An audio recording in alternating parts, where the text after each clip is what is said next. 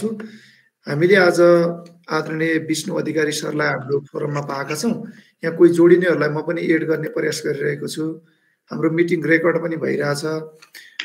विशेष गरेर नेपालमा फार्मा इन्डस्ट्रीहरू डेभलप भइरहेका छन्, एलोपेथिक छन्, आयुर्वेदिक छन्। गभर्मेन्ट कन्ट्र्याक्टिङ प्रोसेसमा गएर भाग लिनका लागि जिएमपी हुनुपर्छ भन्छौँ, तर हाम्रोमा बिलो 60 अराउन्ड हाराहारी जिएमपी मात्र कम्पनी छ। कम्पनी धेरै भए पनि यी सबै कुराहरू र तपाईँहरू धेरै जस्तो यहाँ विद्यार्थी जोडिनु भएको छ जसले लङ टर्म चाहिँ भोलि कसैले इन्डस्ट्रीमा करियर सोच्नु भएको हुनसक्छ। त्यसैले इन्डस्ट्रीको सेटिङ कस्तो हुन्छ, वर्क मेन्टालिटी कस्तो हुन्छ, एज अ विद्यार्थी हाम्रो प्रिपेरेसन कस्तो हुनुपर्छ भन्ने कुरा पनि जान्न जरुरी छ। त्यसैले उहाँको विगत झन्डै 8 वर्षको एसियन फार्मास्युटिकल कम्पनीमा काम गर्दाको अनुभव, झन्डै 1 वर्ष कम्युनिटी फार्मेसी सरकारी कम्युनिटी फार्मेसीमा काम गर्दाको अनुभव र 2-3 वर्षको टिचिङ एक्सपिरियन्स, आफू अन्डर ग्रेजुएट पढिरहँदा पनि जो उहाँले त्यही लेभलका विद्यार्थीलाई पढाउनुहुन्थ्यो, त्यो सबै अनुभवलाई सँगालेर आज हामी संवाद गर्नेछौँ। विष्णु सर, अबको मञ्च हजुरले सुरु गर्नुभयो भने आभारी हुने थियौँ।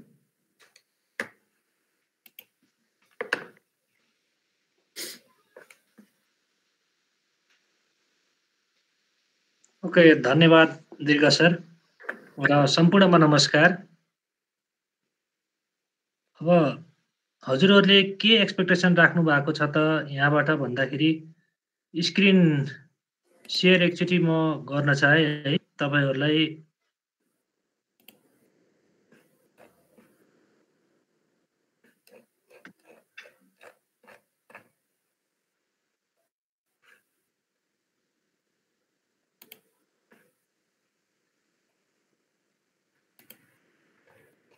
विष्णु सर, तपाईँ स्क्रिन सेयर गर्न सक्नुहुन्छ कि मैले अलगै पर्मिसन दिनुपर्छ?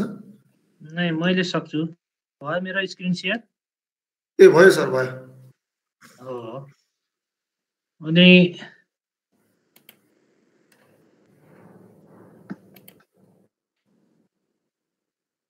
देखेछ सर मजाले? देखिरहेको छु सर। ल, सम्पूर्णमा नमस्कार।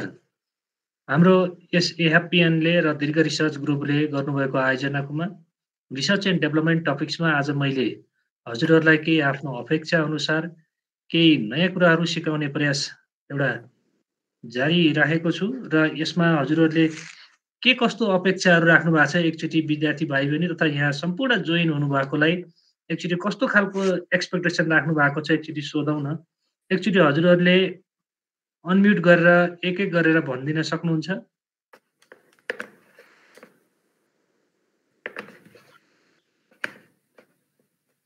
हेलो, भनौँ साथी। रिसर्च एन्ड डेभलपमेन्ट भन्नाले कस्तो खालको एक्सपेक्टेसन हजुरहरूलाई केही छ कि भनेर मैले पहिलो प्रश्न गरेँ र छ भने एक दुईजना साथीहरूले भन्दा हुन्छ, छैन भने आज हामी यही पावर पोइन्टबाट हजुरहरूलाई जानकारी दिनेछौँ। भनौँ न एक दुईजनाले कस्तो के छ एक्सपेक्टेसन एटलिस्ट। सम्पूर्ण नमस्कार, म बी फार्मेसी 3rd सेमेस्टरबाट रवि सुवेदी। हजुर। र आजको यस कार्यक्रम रिसर्च एन्ड डेभलपमेन्ट गर्न आँट्नु भएकोमा हाम्रो दीर्घराज जोशी सरलाई र यसमा स्पिकर बस्नुभएका विष्णु अधिकारी सरलाई धेरै धेरै धन्यवाद। अब यसमा आइराख्दाखेरि चाहिँ अब विष्णु सर इन्डस्ट्रियल फार्मेसीमा अब आबद्ध भएर आइराख्दाखेरि चाहिँ अब हामी पछि गएर इन्डस्ट्रीमा इन्भल्भ हुँदाखेरि इन्डस्ट्रियल रिसर्चहरू के कस्तो गर्न सकिन्छ, त्यसमा सरले गर्न सक्ने सहजीकरण हो, त्यो विषयमा चाहिँ आज हामीले सिक्न पाउनेछौँ र हाम्रो रिसर्चलाई चाहिँ इन्डस्ट्रियल लेभलमा पनि हामी लैजानलाई सक्षम हुनेछौँ भन्ने चाहिँ हाम्रो आशा रहेको छ। धन्यवाद। अरू कोही साथीहरू?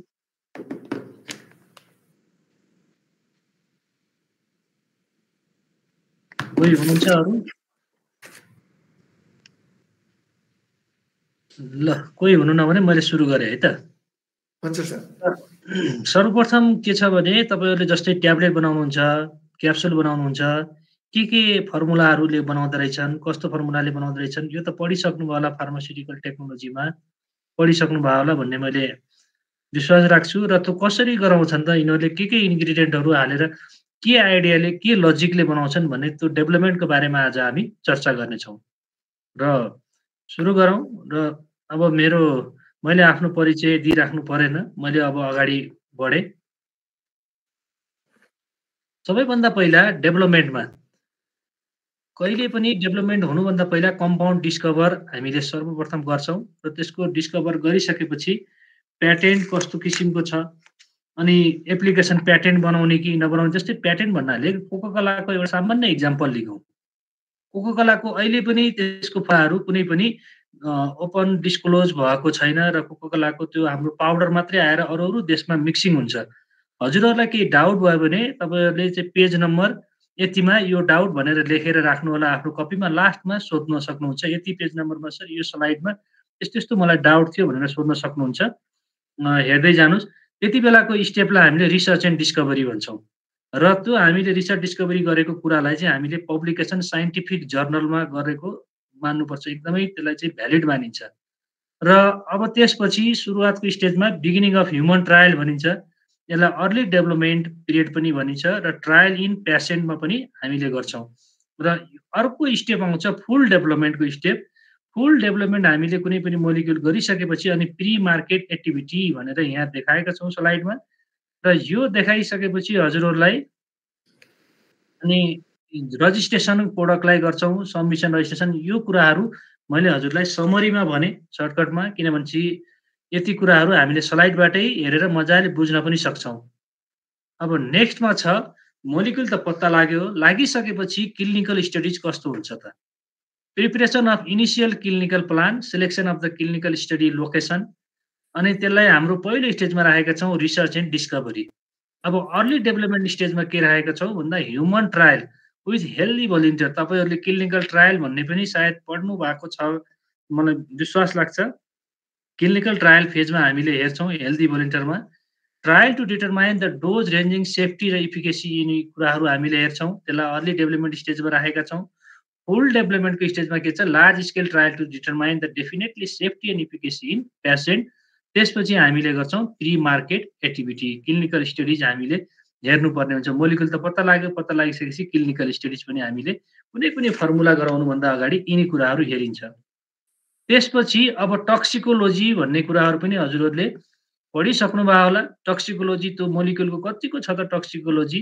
त्यस्तै गरी यो research and discovery phase, early development phase, अनि त्यसपछि फुल डेभलपमेन्ट फेज, त्यसै गरी प्री मार्केट एक्टिभिटी भनेर हामीले त्यो दबाईको टक्सिकोलोजी कतिको छ त भन्ने कुराहरू मैले समरीमा जानकारी गराएँ सबैजनालाई।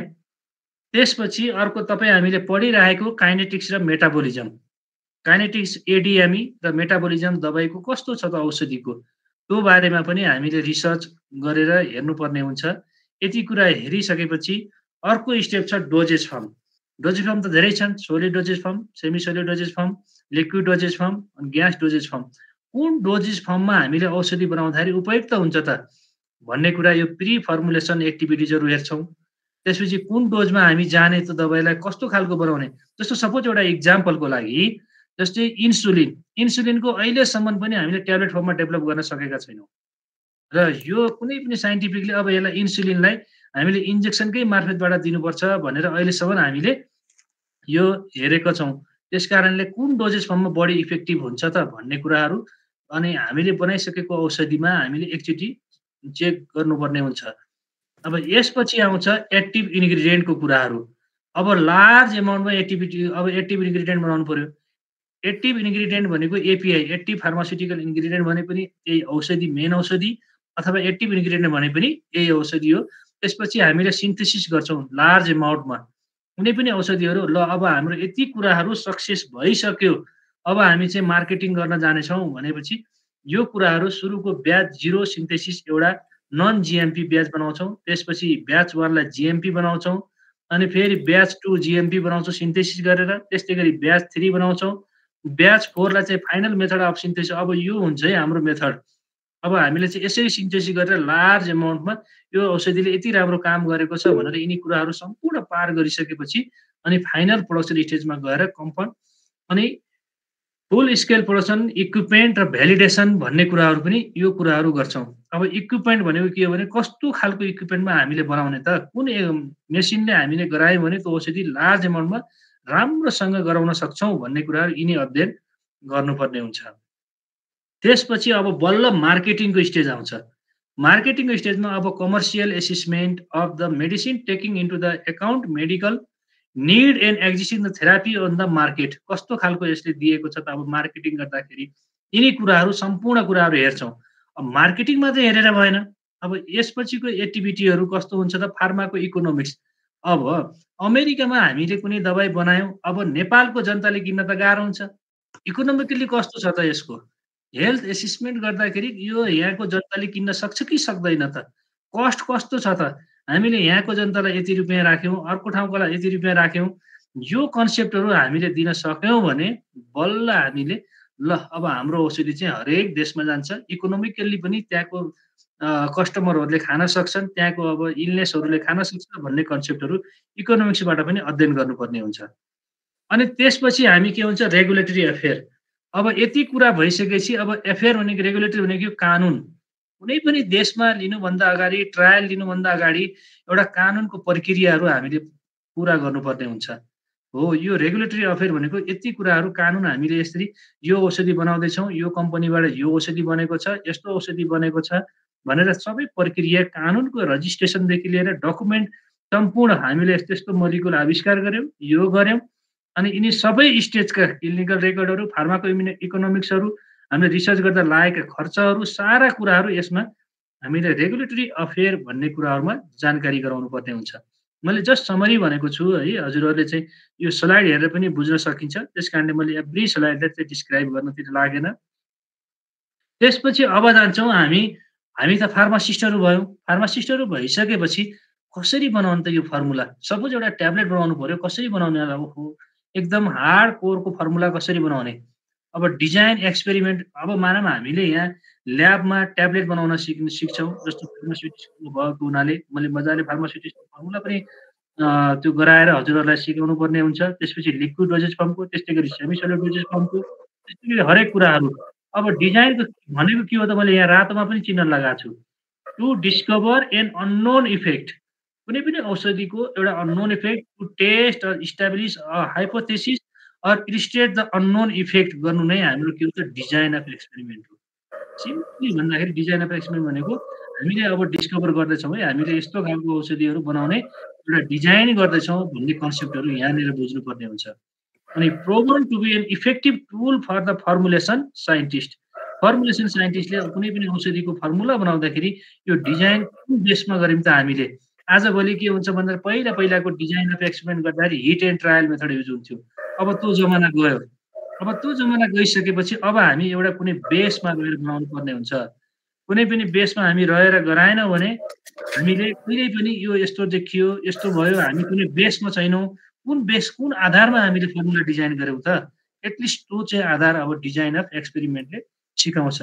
अब अप्टिमाइज भनेको के हो भने making as perfect, effective or functional as possible.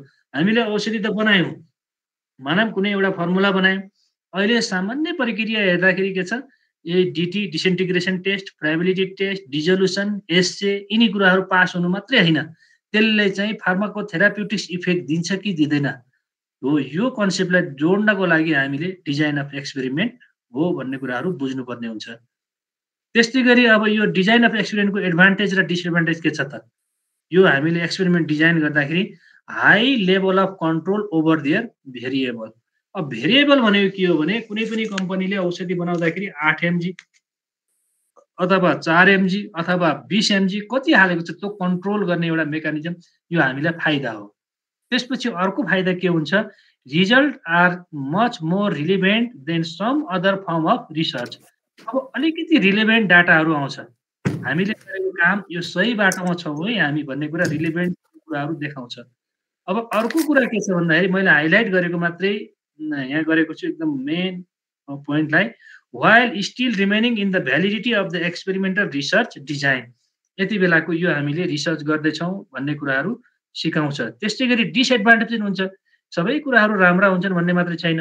कहिलेकाहीँ फर्मुला डिजाइन गर्दा गर्दै के हुन्छ त भन्दाखेरि human error such as revealing who the control the group is they can all complete destroy the validity of experiment.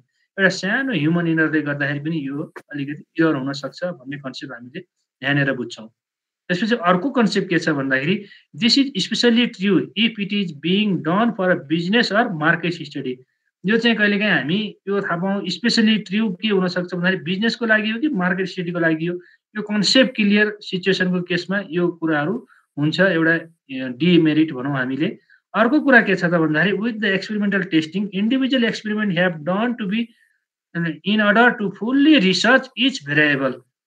अब हामीले एक्सपेरिमेन्ट गरेका टेस्टिङ इन्डिभिजुअल एक्सपेरिमेन्टहरू चाहिँ के हुन्छन् त फुल्ली रिसर्च इच भेरिएबल फरक फरक हुने कारणले गर्दाखेरि यिनलाई मैले डिसएडभान्टेजमा राखेको छु। यस्तो कुराहरू आउँछ। त्यसपछि यसको आइडियल क्यारेक्टर कस्तो हुनुपर्छ त ड्रग डेलिभरी। ड्रग डेलिभरी अब हजुरहरूले पढिसक्नु भएको छ। सपोज इक्जाम्पलको लागि अघि पनि मैले चर्चा गरेँ होइन। अब कन्भेन्सनल डोजेज फर्म हाम्रो सामान्य ट्याब्लेटहरू भयो, त्यस सामान्य ट्याब्लेटमा अनि सोलिड डोजेज फर्ममा भयो, क्याप्सुल, ट्याब्लेट। त्यसपछि अर्को कुराहरू गर्दाखेरि कस्तो खालको हामीले ड्रग डेलिभरी गर्नुपर्छ त, मानव या लिक्विड गरौँ या अथवा सोलिड गरौँ अथवा सेमी सोलिड गरौँ अथवा gas dosage. Control the drug release हुनु पर्यो। पहिलो कन्सेप्ट ज्ञान पर्यो कन्ट्रोल द ड्रग रिलिज। हामीले बनाइसकेको औषधि भोलि त हामी फार्मासिस्ट हो, फार्मासिस्टले त औषधि डेभलप गर्ने कसरी गर्ने त। Increase the absorption of an insoluble API. Insoluble API suppose एउटा इक्जाम्पल गरौँ पारासिटामोल। सबैलाई थाहा हुने याद हुने पारासिटामोल भनेको के हो त भन्दा पार्सियल्ली सोलुबल इन वाटर। तर त्यसलाई हामीले सोलुबल गराएर इन्क्रिज गर्नु पर्यो त्यसको एब्जर्प्सन। अनि रिड्युस द एपिआई टक्सिसिटी। एपिआईको धेरै टक्सिसिटीहरू जति हामीले दबाईहरू खाएका हुन्छौँ, यदि माउथबाट ओरल्ली कुनै पनि औषधि लियौँ भने हाम्रा हरेक organ टिस्यु सबैमा जान्छ यो औषधि। र त्यसको चाहिँ हाम्रो के टार्गेट के हुनु पर्यो त, हामीले औषधि बनाउँदाखेरि एपिआई टक्सिसिटी कम गर्नु पर्यो। Improve the drug release profile. Drug चाहिँ धेरैभन्दा धेरै रिलिज होस् भनेर हामीले त्यसको लागि डिजाइन अफ एक्सपेरिमेन्ट गर्छौँ। Create truly best in the class product. Reduce price. Price पनि हामीले ध्यान दिनुपर्छ। औषधि एकदमै डिजाइन गर्ने फर्मुला बनाउने भनेर त्यसको प्राइस पनि हाई लेभलको हुनु हुँदैन। Control the drug release. Drug रिलिजलाई पनि यो सेम पोइन्ट आएछ है, ठिक छ। The ability to target. Target drug जस्तै सिम्पली इक्जाम्पल दिँदाखेरि नोबेल ड्रग डेलिभरी सिस्टम भनेको के छ त, अहिले नोबेल आएको छ हो। यस्तामा पनि फर्मुलाहरू हाम्रो कस्तो जान्छ त भन्ने कुराहरू यिनी कन्सेप्टहरू हामीले आइडियल क्यारेक्टरिस्टिकमा ड्रग डेलिभरी रहन्छ। अब हामीले एक्सपेरिमेन्ट बनाउनतिर हामी गइसक्यौँ है। अब यहाँनिर भेरिएबल भनेको के हो त, भेरिएबल भनेको measurement value which are the characteristic of the data. Suppose example अब यहाँनिर कुरा गरौँ 500 mg पारासिटामोल छ भने हामी फार्मासिस्ट भएपछि 500 mg मात्रै मेसिनमा कम्प्रेसन भनेको थिच्नु है, ट्याब्लेटलाई थिच्नु। अनि त्यो कन्सेप्टले त्यो मेजरमेन्ट भ्यालु कति छ त। अब हामीले एडिटिभ्स एक्जिपेन्ट्स पनि भन्छौँ, एडिटिभ्स पनि भन्छौँ हो। यो कुराहरू कति हाल्ने त। अब हामीले 500 mg पारासिटामोल छ भने त्यसलाई मानव 700 mg 800 mg पुऱ्याएर बल्ल त्यसको मेजरमेन्ट भ्यालु कति राख्ने। 500 mg हामीले पारासिटामोल हाल्यौँ, एक्जिपेन्ट्सको रूपमा फिलर हाल्छौँ अथवा डाइल्युएन्ट हाल्यौँ। त्यसपछि गएर अर्को डिसिन्टिग्रेन्ट हाल्यौँ, डिसिन्टिग्रेन्ट ब्रेकडाउन अफ द ट्याब्लेट। त्यसपछि लुब्रिकेन्ट हाल्यौँ। यिनी XYZ यिनी जति छन् इन्ग्रिडियन्टहरू कति कति मात्रामा हाल्ने एक्ज्याक्ट डाटा हामीले थाहा हुनु यो एक्सपेरिमेन्टबाट आज हामी सिक्नेछौँ। अनि टु टाइप अफ भेरिएबल कस्तो हो त। अब टु टाइप अफ भेरिएबल एउटा हुन्छ डिपेन्डेन्ट भेरिएबल, एउटा हुन्छ इन्डिपेन्डेन्ट भेरिएबल। अब जस्तै इक्जाम्पलको लागि कुरा गरौँ लुब्रिकेन्ट कन्सन्ट्रेसन अफ पोलिमर। अब यहाँनिर तपाईँहरूलाई नयाँ वर्ड राख्न सक्छ पोलिमर। पोलिमर भनेको कुनै पनि प्रकारको नयाँ होइन। जति एक्जिपेन्ट्सहरू छन् नि यिनी सबैलाई हामीले पोलिमर भन्ने कन्सेप्ट बुझ्छौँ। सिम्पली भन्दाखेरि influence by the independent variable. अब यो लुब्रिकेन्टको कन्सन्ट्रेसनलाई इन्डिपेन्डेन्ट भेरिएबल केले गर्छ त, लुब्रिकेन्ट धेरै हाल्यौँ अनि त्यसपछि हार्डनेस बढ्न सक्छ अथवा डिजोल्युसनको रेटहरू घटी बढी हुन सक्छ हो। यस्ता कन्सेप्टहरूलाई इन्डिपेन्डेन्ट भेरिएबल भनेर हामीले बुझाउने कोसिस गरेका छौँ। अब यो कति मात्रामा हाल्ने यो कन्सेप्टहरू अब हामीले कहाँबाट सिक्ने त ल। अब यो कुराहरू मैले हल्का एकैछिन मिनिमाइज गरेँ तपाईँहरूलाई देखाउनको लागि। सर कसरी हाल्ने, हामी कसरी थाहा पाउने भन्ने हजुरहरूलाई कन्सेप्ट लाग्न सक्छ होइन। अब यो कन्सेप्टलाई हेर्नुहोस्, म तपाईँहरूलाई यहाँनिर मैले सेयर गरिराखेको छु, देखाउन चाहन्छु। एकछिन, एक minute.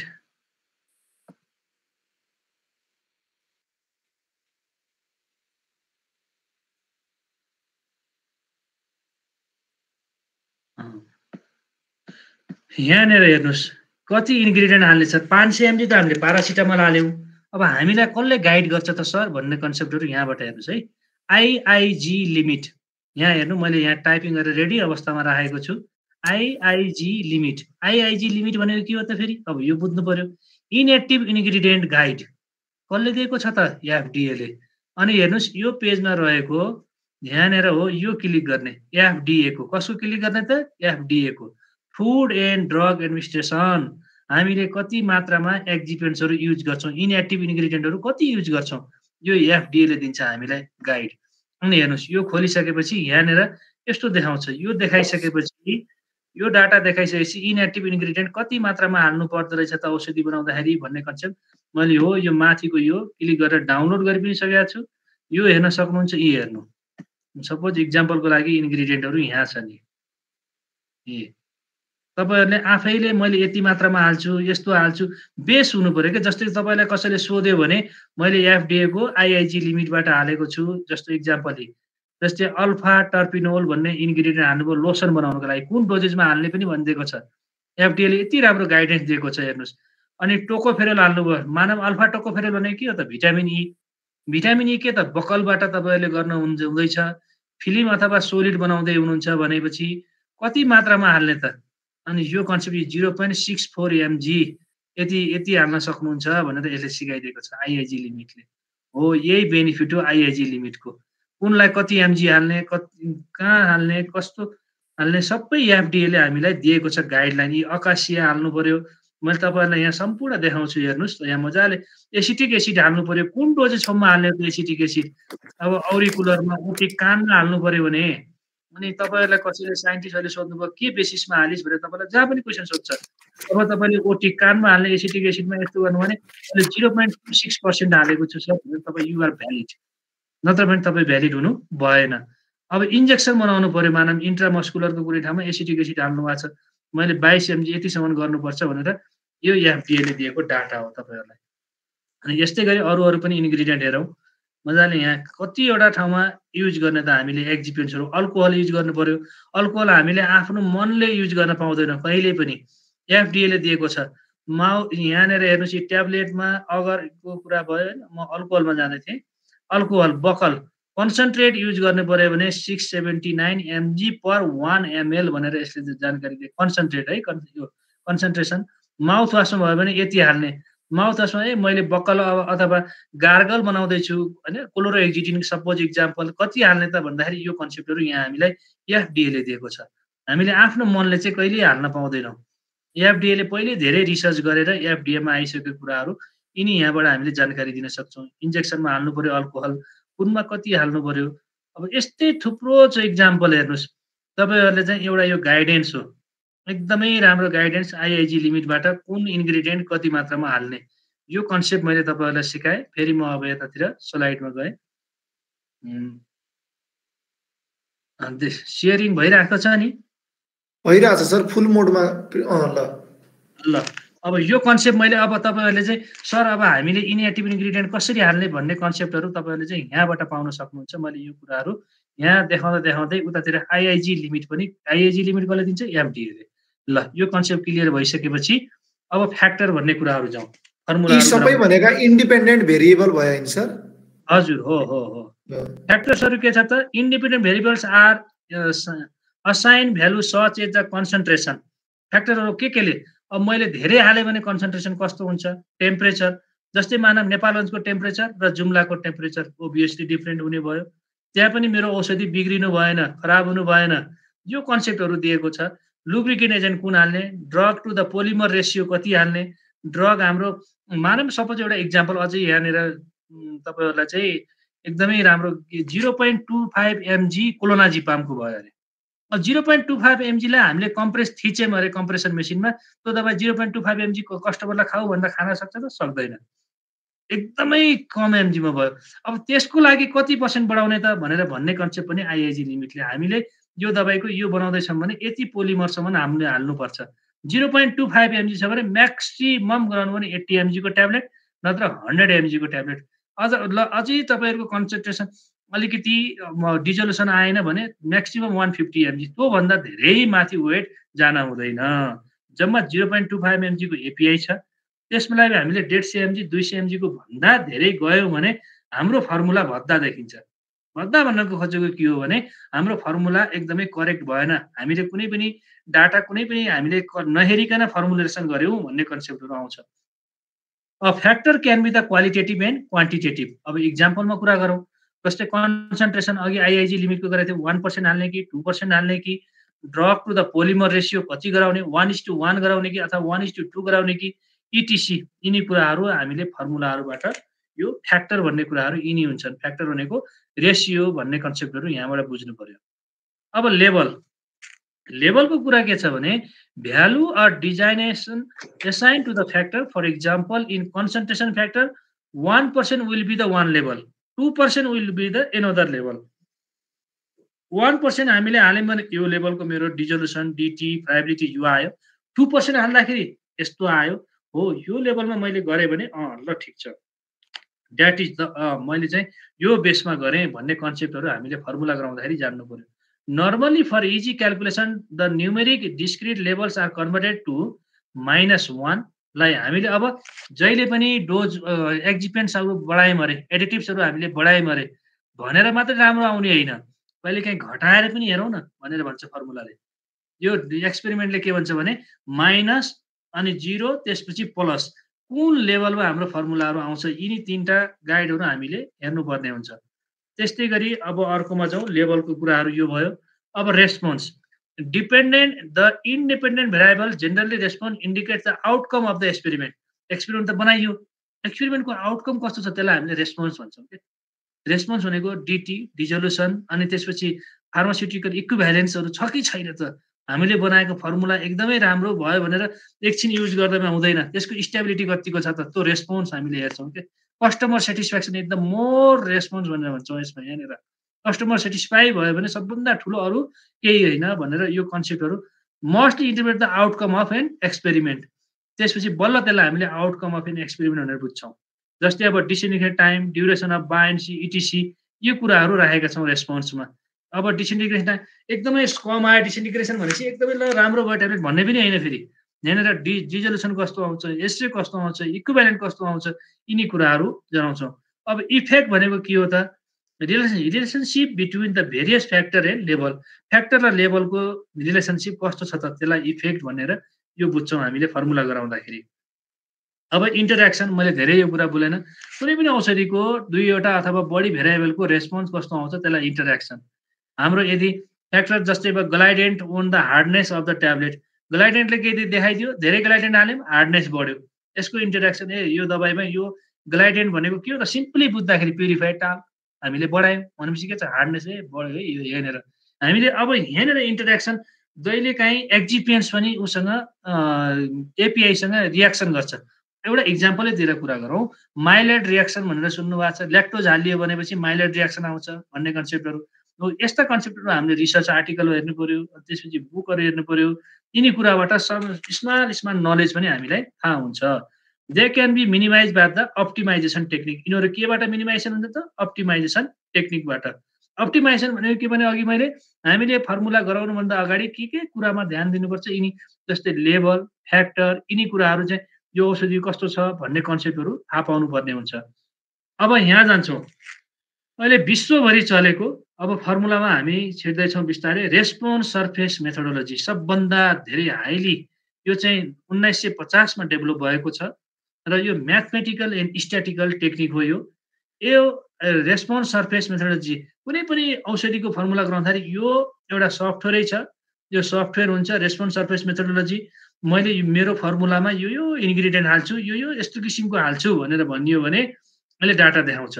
RSM is able to define effect of independent variable alone and in combination with the manufacturing process under investigation. तपाईँहरूलाई कसैले सोधे मानौँ डिडिएमा, डिडिए भनेको डिपार्टमेन्ट अफ ड्रग एडमिनिस्ट्रेसन, औषधि व्यवस्था विभाग। उसले भने तपाईँहरूले फर्मुला त बनाउनु भयो, कुन बेसमा बनाउनु भयो भनेर तपाईँहरूलाई सोध्यो भने, जस्तै हाम्रो निकाय डिडिएले हेर्छ होइन, यो निकायले सोध्ने बित्तिकै तपाईँ हामीले रेस्पोन्स सर्फेस मेथोडोलोजी युज गरेका छौँ, यस्तो आएको छ भन्यो भने वाह ल ठिक छ, त्यसो भने हामीले तपाईँहरूलाई एप्रुभ दिन सक्छौँ भन्ने किसिमको हो, यो सफ्टवेयर युज गर्न सक्नुहुन्छ। अब यो भित्र के छ त भन्दाखेरि सेन्ट्रल कम्पोजिटेड डिजाइन भन्ने छ, यो भित्र हो, यो हो मुख्य सर्फेस डिजाइन, सेन्ट्रल कम्पोजिटेड डिजाइन। अब मैले यो रातो लगाएको भन्दा पनि फिगरबाट मैले तपाईँहरूलाई बुझाउने कोसिस गरेँ है एकैछिन। हामीले बनाएको मिड पोइन्ट भन्छ क्या, कुनै पनि फर्मुला डेभलप गरेपछि मिड पोइन्ट कस्तो आउँछ त यो सफ्टवेयरमा हालेर, हाम्रो फर्मुला एकुरेट छ कि छैन, यी सबै हेर्नुहोस्, प्लस माइनस अनि प्लस माइनस 0 कुन लेभलमा हाम्रो फर्मुलाहरू आउँछ। यहाँ देखाएको छ क्युब पोइन्टहरू, एक्जियल पोइन्ट, सेन्टर पोइन्ट। यो फर्मुलामा हामीले मैले 500 mg एपिआई हालेँ, त्यसपछि यति एमजी एक्जिपेन्ट्स हालेँ, यति एमजी यो हालेँ, यति एमजी अर्को एक्जिपेन्ट्स हालेँ, यति एमजी ग्लाइडेन्ट हालेँ, यति एमजी लुब्रिकेन्ट हालेँ, यति एमजी डिटी हालेँ। यसरी यो सफ्टवेयरले ठक्क देखाइदिन्छ क्या तपाईँहरूलाई चाहिँ। सफ्टवेयरले गाइड गर्छ you're in the wrong path or you're in the right path भनेर यस्तरी छुट्याइदिएको हुन्छ।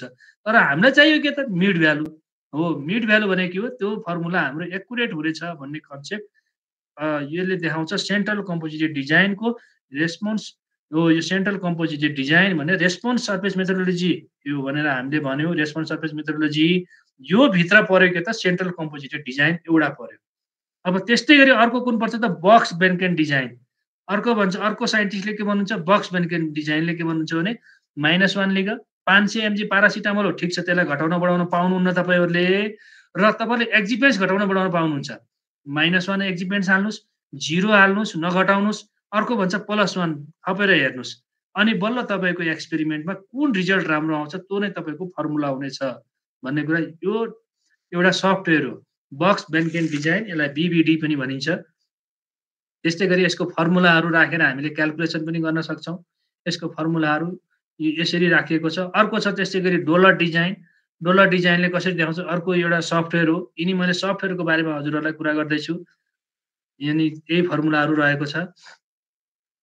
अनि software for the design of experiment, अहिलेसम्म यो संसारमा यो वर्ल्डमा चलेका एकदमै एक्सपेरिमेन्टल हामीले ट्याब्लेट, क्याप्सुल, लिक्विड फर्मुला बनाउँदाखेरि युज गरेका सफ्टवेयर कुन कुन छन् त? डिजाइन एक्सपर्ट, इचिप, मल्टिसिम्प्लेक्स, नेम्रोडो, अनि अथवा सफ्टवेयर फर द स्ट्याटिकल नेचरका कुन छन् त? सास, मिनिट्याब। यिनी यस्ता एक्सपेरिमेन्टहरू अहिले संसारमा साइन्टिस्टहरूले फाइजर कम्पनी भनेर भन्छौँ हामीले, विश्वको अलिकति ठुलो होइन एक्सपेरिमेन्ट ह्युजमा गर्ने यिनी कम्पनीहरूले यिनी सफ्टवेयरहरू युज गरेर आफ्ना फर्मुलाहरू एकदम क्वालिटीका डेभलप गरेका हुन्छन्। त्यस्तै गरी अब म तपाईँहरूलाई थोरै डेमोन्स्ट्रेसनतिर गएँ। अब यो बिचको हेर्नुहोस्, म त्यहाँ उभिएको छु, उहाँ एकजना चस्मा लगाउनु भएको छ, यतापट्टि अलिक बुढो बुढो देख्नु भएको छ, उहाँ चाहिँ साइन्टिस्ट हो। उहाँले बनाएको सफ्टवेयर, इन्डियामै बनाएको सफ्टवेयर। उहाँले कस्तो खालको सफ्टवेयर दिनुभयो त हामीलाई? यति धेरै सफ्टवेयर त छन् यहाँनिर, तर यिनी सफ्टवेयर नभएर उहाँले देखाएको सफ्टवेयर मैले तपाईँहरूलाई यहाँ डिस्कसन गर्न गइरहेको छु। उहाँले बनाउनु भएको थियो सिग्मा टेक टेक्नोलोजी भनेर एउटा सफ्टवेयर, जुन कि डेमो हेर्नको लागि मेरै ल्यापटपमा छ। मैले तपाईँहरूलाई यसको ल्यापटपबाट पनि देखाउन सक्छु। र यहाँ केही फिगरहरू चाहिँ कुनै विद्यार्थीले सर मैले प्लस माइनस यस्तो सिक्नु पर्यो भन्नुभयो भने मैले तपाईँहरूलाई फेरि अर्को नेक्स्ट क्लासमा चाहिँ यो न्युमेरिकल भ्यालु नै हालेर देखाउन पनि सकिन्छ। र आज के हुन्छ त भन्दाखेरि अलिक क्लियर आएको छैन होला सर यो, होइन? ठिकै छ सर, ठिकै छ। अब अलिकति बुझ्ने कोसिस गर्नुहोस्। यहाँनिर मैले मुख्य कुरा के हो भने हामीले राखेका भ्यालुहरू भए, यति कन्सन्ट्रेसनमा मैले हालेँ, यति एमजी हालेँ, अनि यो हालेँ, स्ट्यान्डर्ड डेभिएसन कति छ त? 1.4476 भन्ने यहाँनिर देखियो। म्याक्सिमम 2% भन्दा डेभिएसन भयो भने यसले रातो देखाइदिन्छ सफ्टवेयरले, तपाईँको फर्मुला रङ पाथवेमा छ है, यति धेरै नहाल्नुहोस्, यस्तो फर्मुलाहरू चल्दैन भनेर सफ्टवेयरले भनिदिन्छ क्या। ओहो, अनि मान्छेले के हुन्छ त ह्युमन एरर कम हुने भयो कि, ओहो मैले गल्ती गरिरहेको छु, सफ्टवेयरले बताइरहेको छ, यसरी भनिदिन्छ सफ्टवेयरले। यो कन्सेप्ट भन्न खोजेको। अनि कर्वेचर इफेक्ट भनेको यो 1 भन्दा धेरै हुनु हुँदैन भन्ने कन्सेप्टहरू यसले देखाउनु। 95% confidence level of the curvature effect, अनि बल्ल 95% हाम्रो फर्मुला चाहिँ प्योर बाटोमा छ, हामीले सफ्टवेयर युज गरेर फर्मुला बनायौँ भन्ने कन्सेप्टहरू हुन्छ। त्यस्तै गरी हेर्नुहोस्, म्याक्सिमम यो ग्रिन भाग छ, यो ग्रिन भाग तपाईँहरूको चाहिँ यो फर्मुलाहरू यसरी पर्नुपर्छ भन्ने कन्सेप्टहरू यसले देखाएको छ। ड्रग रिलिज कन्ट्रोल प्लट भन्छ यो सफ्टवेयरको भाषामा है। यति धेरै हाम्रो ड्रग रिलिज हुँदो रहेछ है। यो फर्मुला गराएपछि ड्रग रिलिज लगभग 90 to 95% हामी नजिक छौँ है भन्ने कन्सेप्टहरू यसले देखाउँछ यो सफ्टवेयरले। अनि यो देखाइसकेपछि हामीले प्र्याक्टिकल्ली हेर्छौँ, धेरैपछि हाम्रो रिलिज भएन भने त्यहाँ काहीँ गडबड भएको छ भन्ने कन्सेप्टहरू यसरी सफ्टवेयरले पनि हामीलाई मद्दत गरेको हुन्छ। त्यस्तै गरी अर्को हार्डनेस बाई एनोभा टेस्ट भनेर भन्छौँ हामीले, एनालाइसिस अफ भेरिएन्स भनेर। अनि यो सफ्टवेयरले पनि देखाइदिन्छ हामी स्ट्यान्डर्ड डेभिएसन यतिमा छौँ है त, हार्डनेस पनि हाम्रो ट्याब्लेटको ठिक छ, ल यो ट्याब्लेटको हाम्रो यो कन्सेप्ट छ भन्ने कन्सेप्टहरू यसले देखाइदिन्छ। त्यस्तै गरी half life T50 control plot भन्छ। हाफ लाइफ कति छ त? कुनै पनि औषधि खायो कि दिनभरि काम गर्ने होइन। सपोज इक्जाम्पल पारासिटामोलको हाफ लाइफ कति छ त? 6 आवर। जम्मा 6 घन्टासम्म मात्रै पारासिटामोलले काम गर्ने हो। एक दिनमा म्याक्सिमम कति खायौँ त? 4 वटा। 6 चौको 24 होइन, 4 वटा खायौँ। अब म्याक्सिमम कति खान मिल्ने त भन्दाखेरि 8 ग्राम। त्योभन्दा धेरै खाना के अरे 4 ग्राम, त्योभन्दा धेरै 4 ग्रामभन्दा धेरै खान मिल्दैन। टक्सिकोलोजी हुन्छ भन्ने कन्सेप्टहरू त हामीलाई धेरै किताबहरू, बुकहरू सम्पूर्णले आर्टिकलहरूले दिइसकेको छन्। हो यो कन्सेप्टहरू हाम्रो हाफ लाइफ दबाईको कतिसम्म हुन्छ त? यो कन्सेप्टहरू देखाइदिन्छ सफ्टवेयरले। अब मैले तपाईँलाई यो चर्चा गर्न चाहेँ नेपालको फार्मा इन्डस्ट्रीमा फलो फार्माकोपिया सचेत जस्तै Indian pharmacopoeia IP, British pharmacopoeia, USP United state pharmacopoeia, Japanese pharmacopoeia, यिनी कुराहरू चाहिँ अब यो फार्माकोपियाभित्र के छ त? डिसिन्टिग्रेसन टेस्ट, एसए, डिजोल्युसन यस्ता कुराहरू हेरिन्छ। Now DDA said this pharmaceutical industry should follow at least one software to formulate drug. यहाँ यति धेरै मैले तपाईँलाई सफ्टवेयर देखाएँ, तपाईँहरूले एटलिस्ट एउटा सफ्टवेयर चाहिँ युज गरेर ल्याउनुहोस् न प्लिज। यो फर्मुला हामीले कुन देशमा गरिरहेको छौँ, हिट एन्ड ट्रायलको मेथडमा नजाउँ न, हामी यसरी जाउँ भनेर एटलिस्ट DDAले चाहिँ यो कन्सेप्टहरू लिएर आएको छ। इन फरेन कन्ट्रीमा फार्मा इन्डस्ट्रीमा के हुन्छ त? विदेशीमा फलो फार्माकोपिया, फार्माकोपियाका यी सबै फलो पनि गर्छन्। As well as they state the bio equivalence test for the doses form. जस्तै के छ नि त? Pharmaceutical equivalence. फार्मास्युटिकल इक्विभ्यालेन्स भन्नाले के छ त तपाईँको कन्सेप्ट भन्दाखेरि कुनै पनि औषधिको ट्याब्लेट फर्ममा छ भने अर्को कम्पनीको झोल दबाईसँग कम्पेयर गरेर हेर्नुहुन्छ भने फार्मास्युटिकल इक्विभ्यालेन्स भनिन्छ। सपोज इक्जाम्पलको लागि एउटा कुरा गरौँ, एसियन फार्मास्युटिकल जेलार 120 छ ट्याब्लेटमा। जेलार भनेको फेक्सोफेनाइडिन ट्याब्लेट। त्यस्तै गरी त्यही जेलारको सस्पेन्सनसँग कम्पेयर गरेर हेरौँ न हाम्रो कतिको इक्विभ्यालेन्स छ त? बल्ल त्यो दबाईको अनि फार्मास्युटिकलमा। त्यस्तै गरी केमिकल इक्विभ्यालेन्स, एउटा कम्पनीले हालेको केमिकल यो छ, अर्को कम्पनीले हालेको केमिकल कतिको म्याच छ त? यो कन्सेप्ट दिन्छ केमिकल बायो इक्विभ्यालेन्स भन्नाले। अनि थेराप्युटिक बायो इक्विभ्यालेन्स सबभन्दा मोटो हार्ट अफ द यो एक्सपेरिमेन्टको थेराप्युटिक बायो इक्विभ्यालेन्स। कुनै पनि दबाई बनाइसकेपछि त्यसको फर्मुलाले कतिको काम गर्छ त? यो कन्सेप्टहरू दिन्छ भनेपछि बल्ल हामीले भन्छौँ yes it is the best formulation in the world. I hear and I forget, I see and I remember. अब तपाईँहरूले यो फर्मुलेसनको कुराहरू I do and I understand जुन कुराहरू अब तपाईँहरूलाई मैले यो फर्मुला कसरी बनाउने, कसरी क्रिएट गर्ने, अनि त्यसपछि IIG लिमिटको कसरी हामीले हेल्प लिने, यो एकचोटि एउटा फर्मुला बनाएर तपाईँहरूलाई देखाएँ भने बल्ल तपाईँले अब बल्ल मैले बुझेँ। अहिले त सुन्नु भएको छ बिर्सिनुहुन्छ, अहिले हेर्नु भएको छ स्लाइड के अलिअलि रिमेम्बर गर्नुहुन्छ, तर आफैले एक्सपेरिमेन्ट गर्नुहुन्छ भने बल्ल एक्ज्याक्टली बुझ्नुहुन्छ। थ्याङ्क यू सम्पूर्णमा। दीर्घ सर। हजुर विष्णु सर, अब यसलाई कसैले स्लाइडमा जान चाह्यो भने क्विकली स्लाइडमा जाउँ। बहुत धन्यवाद, एकदम सजिलो बुझाउने प्रयास गर्नुभएको छ। साथीहरू कसैलाई केही क्वेसन छ भने चाँडो तपाईँहरूले लिनु, अनि म सोध्छु केही मेरो मनमा जान्नुपर्ने।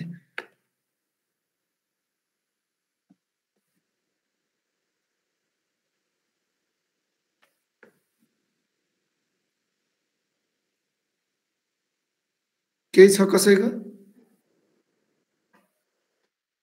त्यसो भए विष्णु सर, अब विद्यार्थी जो चाहिँ फार्मा कम्पनीमा जाने इच्छा भएका विद्यार्थीहरू हुनुहुन्छ, उहाँहरूले अहिले करिकुलममा जे छ त्यो छँदैछ, सबै टुल टेक्नोलोजी सिक्न नसकेला के कुरा चाहिँ प्रिपेयर्ड हुनु पर्छ?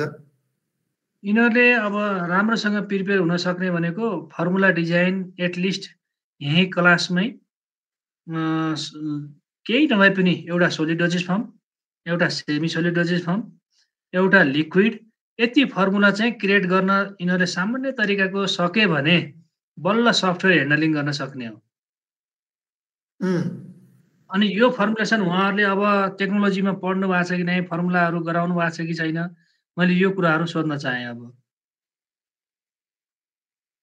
ठिक छ, भन्नुहोस् हजुरहरूले केही फर्मुलाहरू केही गराउन सिक्नुभयो कि भएन? फर्मुलेसन त छ हाम्रो पाठमा, एपिआई हाल्ने, एक्जिपेन्ट्सहरू हाल्ने, यिनी त छ सिलेबसमा पनि मैले हेरेको थिएँ। तपाईँहरू कसैलाई केही कन्फ्युजन छ सोध्नु त विष्णु सरले सोधेको कुरामा? बोल्नुहोस् न, केही फरक परेन। सर हजुर हामीले चाहिँ कसरी पढेछौँ भन्दाखेरि फर्मुलेसन यति नै राख्नुपर्छ भनेर चाहिँ भने छैनौँ। जस्ट एउटा फर्मुलेसन लिक्विडमा सलिडमा के एक्सिपिएन्ट्सहरू हुन्छ भनेर मात्रै चाहिँ पढेछौँ। त्यतिसम्म जान्नु पनि धेरै राम्रो हो। अरू अनि यसो डिटेलमा सफ्टवेयरको बारेमा चाहिँ भर्खरै थाहा पायौँ हजुरले भनेर। अनि यो कुरा पनि भर्खर थाहा भयो कि हामीले एक्सिपिएन्ट्सहरू चाहिँ इनएक्टिभ इन्ग्रेडियन्ट गाइड हुँदो रहेछ एफडीले दिएको। यो कुरा पनि एकदम नयाँ लाग्यो। अनि हजुरले भने जस्तै अब सफ्टवेयर चलाउनको लागि चाहिँ हामीले फर्स्टमा आफैले फर्मुला डेभलप गर्नुपर्ने हो कि कस्तो सर? त्यो चाहिँ एकचोटि फर्मुला डेभलप जस्तो अब इक्जाम्पलको लागि कुरा गरौँ, 500 mg पारासिटामोल भयो सपोज होइन, तपाईँहरूले 500 mg क्लेम गरिसकेपछि 500 mg नै हाल्नुपर्छ। त्यो घटबड 1 mg पनि हुनु हुँदैन। अनि त्यसपछि 500 mg पारासिटामोल हाल्नुभयो। सपोज इक्जाम्पलको लागि डाइल्युएन्टको रूपमा हजुरहरूले फिलरको रूपमा अथवा होइन डाइल्युएन्ट अथवा फिलर त्यसमा मेज स्टार्च हाल्नुभयो अरे। ल मानव 80 mg तपाईँहरूले मेज स्टार्च हाल्नुभयो। अब हाम्रो 580 mg को ट्याब्लेट भयो। त्यसपछि डिसइन्टिग्रेसन हाल्नु पर्यो। डिसइन्टिग्रेसनको रूपमा ल मानव सुपर डिसइन्टिग्रेट कुनै एसएसजी सोडियम स्टाइलग्लाइकोलेट अथवा क्रस कार्बोनेट सोडियम XYZ कुनै हाल्नुभयो। 10, 15 mg 20 mg हाल्नुभयो। ल 20 mg हाल्नुभयो 600 mg भयो। त्यसपछि अब तपाईँले लुब्रिकेन्ट कति mg हाल्ने, त्यसपछि ग्लाइडेन्ट कति mg हाल्ने, यो कन्सेप्टहरू फेरि ठ्याक्कै आइआइजी लिमिटबाट हजुरहरूले लिनु पर्यो। जस्तै डाइल्युएन्टमा ल्याक्टोज हाल्छु भन्नुभयो भने ल्याक्टोज हाल्दाखेरि हजुरले आइआइजी लिमिटमा गएर कति एमजीसम्म मैले म्याक्सिमम हाल्न सक्छु त भन्ने कन्सेप्टहरू फेरि आइआइजी लिमिटबाट हेल्प लिनु पर्यो। हो त्यसलाई भन्छ क्रिएसन आफ्नो। यो क्रिएसन तपाईँले चाहिँ आइआइजी लिमिटको सपोर्ट लिएर तपाईँले कसैलाई पनि भन्नुभयो भने मैले आइआइजी लिमिट एफडिएले दिएको, एफडिए भनेको फुड एन्ड ड्रग एन्ड विश्वले मान्यता प्राप्त दिएको यहाँबाट लिएको छु सर भन्नुभयो भने yes you are the valid and you are the making the formula nice भनेर तपाईँलाई चाहिँ अनि विश्वास गर्ने एउटा बाटो पनि हुन्छ, एउटा बेस पनि पक्राउनु भएको छ। त्यतिसम्म तपाईँले त्यो फर्मुला गराउनु भयो। अब तपाईँले त्यो फर्मुला आफूले बनाइसकेकोलाई त्यही आउटपुट लगेर सफ्टवेयरमा हाल्नुभयो। अनि सफ्टवेयरमा हाल्नुभयो भने तपाईँले सफ्टवेयरले देखाइदिन्छ तेरो फर्मुलाको यस्तो यस्तो रिजल्ट आउनेवाला छ है भनेर अग्रिम उसले देखाइदिन्छ। विष्णु सर यो प्रेजेन्टेसन मोड अफ गरिदिनु न सर। ओके सर हजुरलाई आइडिया पनि होला यो नेपाल भर्सेस इन्डियाको अहिले उनीहरूको स्केल अफ प्रोडक्सन धेरै फरक छ। ठुल्ठुला कम्पनी पनि छन्। ग्लोबल मार्केटमा हामी कम्पिट गर्नलाई हाम्रो तयारी कस्तो हुनु पर्ला, हाम्रो फार्मा सेक्टरको तयारी हजुरले कसरी पर्सिभ गर्नुभयो 8 वर्ष काम गर्दा? हामीले लोकल मार्केटले मानौँ अब नेपालका मार्केटले इन्डियासँग कम्पिट गर्दाखेरि हामीले यिनी सफ्टवेयरबाट फर्मुला डेभलप गऱ्यौँ भने वी आर भ्यालिड। हाम्रा फर्मुलेसनले धेरै काम गर्छन्। अनि त्यसपछि हामीले यिनी कुराहरू सबै हाम्रो नेपालका इन्डस्ट्रीहरूले लगभग हेर्नुहुन्छ। नहेर्ने कुनै हुनुहुन्न, सबैले यो लेभलबाट उहाँहरूले हेर्नुहुन्छ इन्डस्ट्री लेभलमा। अब नेपालमा नभएको कन्सेप्ट के हो त एउटा भन्दाखेरि इक्विभ्यालेन्स। बायो इक्विभ्यालेन्स भइदियो भने मात्रै बल्ल हाम्रो औषधिहरू A1 कुनै पनि औषधिसँग हामीले कम्पेरेबल गर्दाखेरि बायो इक्विभ्यालेन्स भएको भन्दाखेरि चाहिँ हेर्दाखेरि पनि वर्ल्ड वाइडको रूपमा हेर्दाखेरि एकदम क्वालिटी मानिन्छ। र त्यो बायो इक्विभ्यालेन्स गर्नलाई अब हाम्रो डिडिए एप्रुभल लिनुपर्ने हुन्छ। डिडिएबाट यो सम्बन्धन कसरी आउँछ त अब त्यसलाई चाहिँ कानुन बनेर आउने होला, ऐन बनेर आउने होला। त्यसरी चाहिँ उहाँहरू हेर्नुहुन्छ भन्ने मलाई विश्वास छ भविष्यमा। इन्डियामा पनि कम्पलसरी त छैन नि सर अहिले बायो इक्विभ्यालेन्स त्यहाँ पनि? छैन सर, कम्पलसरी कुनैलाई छैन। तर उहाँहरूले चाहिँ मानव अमेरिका पठाउनु पर्यो, जापान पठाउनु पर्यो, जर्मन पठाउनु पर्यो भने उहाँ अहिले चाहिँ अमेरिकाले बायो इक्विभ्यालेन्स सर्टिफिकेट माग्छ। कोरियाले पनि माग्छ, उनीहरूको चाहिँ बाध्यकारी छ तिनीहरूको चाहिँ।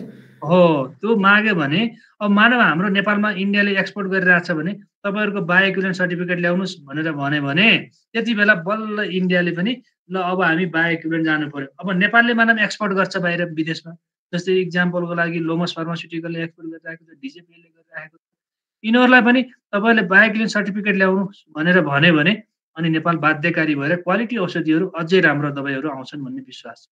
भने चाहिँ अहिलेसम्म हामीले सरसत्य के बुझ्नु पर्यो भन्दा उनीहरूले सर्टेन फर्मुला युज गरेनन्, कसरी गरे डिडिएबाट एप्रुभल लिए, अरूले पनि ट्याब्लेट बनाउँथे उनीहरूले पनि बनाए।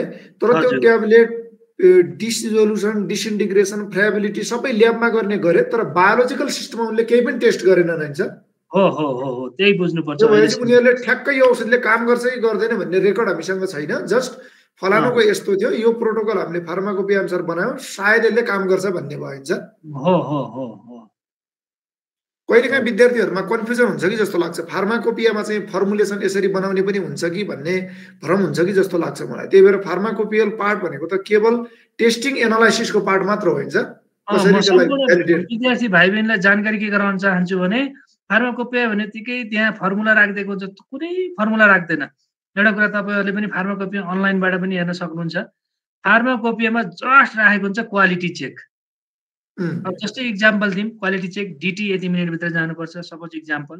रिजोल्युसन यति आउनुपर्छ, मानौँ 80, जस्तो सपोज इक्जाम्पलै लिएर कुरा गरौँ, अनि 70% देखि सिफोडोक्जिमको कुरा गरौँ, 70% देखि 100% भित्रमा आउनु पर्यो भन्छ। मिनिमम 70% आउनै पर्यो सिफोडोक्जिम। अनि त्यसपछि तिनी केसहरू हो, अरू उसले चाहिँ एक्जिपेन्ट्स के हाल्यो हालेन यिनी कन्सेप्टहरू चाहिँ उसले हेर्दैन। फार्माकोपियाले जस्ट फर एनालाइसिस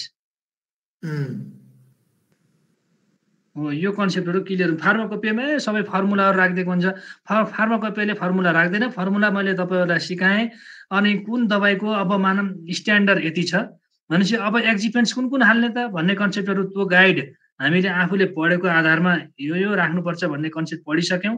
र पढिसकेपछि अनि अब कति राख्ने त भनेर भन्दाखेरि आइआइजी लिमिट हेरेर राख्नु पर्यो।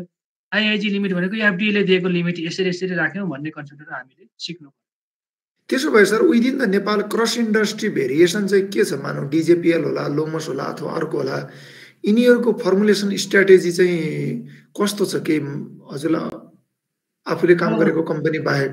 अब मैले अनुभव गरेको अनुसार मैले मानौँ एसियन फार्मास्युटिकलमा यिनी क्वालिटी जुन छन् नि, सर्वप्रथम एकदमै यिनी जति सफ्टवेयरहरू छन् उहाँहरूले त्यो सफ्टवेयर स्टेबिलिटी टेस्टिङ सारा कुरै कम्प्लिटली कुनै बाँकी राख्नु भएको छैन। उहाँहरूले एकदम क्वालिटी दबाई दिनुहुन्छ एसियन फार्मास्युटिकलले। तपाईँहरूलाई एसियनको दबाई देख्ने बित्तिकै यो क्वालिटी छ भनेर लिन चाहिँ सक्नुहुन्छ।